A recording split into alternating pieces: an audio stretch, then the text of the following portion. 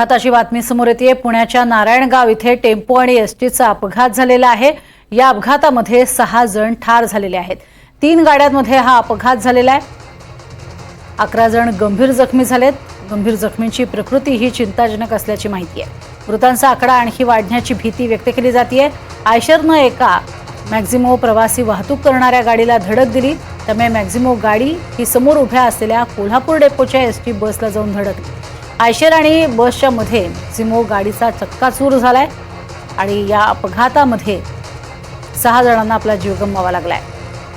अधिक माहिती घेऊयात अविनाश पवार यांच्याकडनं। अविनाश, नेमकी ही किती वाजताची घटना आहे आणि या घटनेमध्ये नेमके दोषी कोण आहेत, कोणाकोणाला ताब्यात घेतलंय? प्रज्ञा, आज सकाळी 10:30च्या सुमारास हा अपघात घडलेला आहे।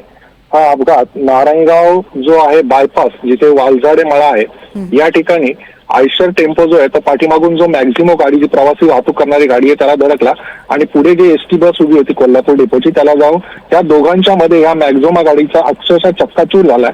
याच्यामध्ये जवळजवळ आता 11 जण जखमी आहेत। 6 जण मृतांचा आकडा आता आपल्या हाती येतोय। पोलीस अधिक तपास करतायत। जी घटना घडली त्याच्यानंतर इतक्या मोठ्याने आवाज झाला, त्यानंतर स्थानिक नागरिक आणि सगळे जे आजूबाजूची लोक होती ती तिथे धावत जाऊन त्यांनी मदत केली। हे सगळे आता ग्रामीण रुग्णालय नारायणगावमध्ये उपचारासाठी दाखल करण्यात आलेले आहे। आणि मृतांच्या बाबतीत जर म्हटलं तर आळेफाटा आणि परिसरातून ही प्रवासी वाहतूक करणारी गाडी होती। या मॅक्झिमो गाडीमधून हे आळेफाट्यावरून प्रवासी नारायणगावच्या दिशेने येत होते आणि त्यावेळी हा अपघात झालेला आहे।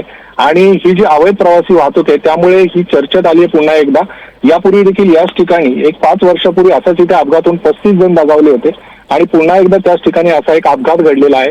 आणि त्यामुळे नारायणगाव पुणे रस्त्यावर आता हा जो अपघात झालाय, काल देखील चाकणमध्ये चाकण शिक्रापूर रस्त्यावरचा अपघात, अशा पद्धतीने अपघातांची मालिका सुरू आहे की काय, अशी परिस्थिती निर्माण झाली आहे। प्रज्ञा, नक्कीच तुर्तास धन्यवाद या संपूर्ण माहितीसाठी अविनाश। मात्र अत्यंत दुर्दैवी घटना म्हणावी लागेल ही अपघाताची।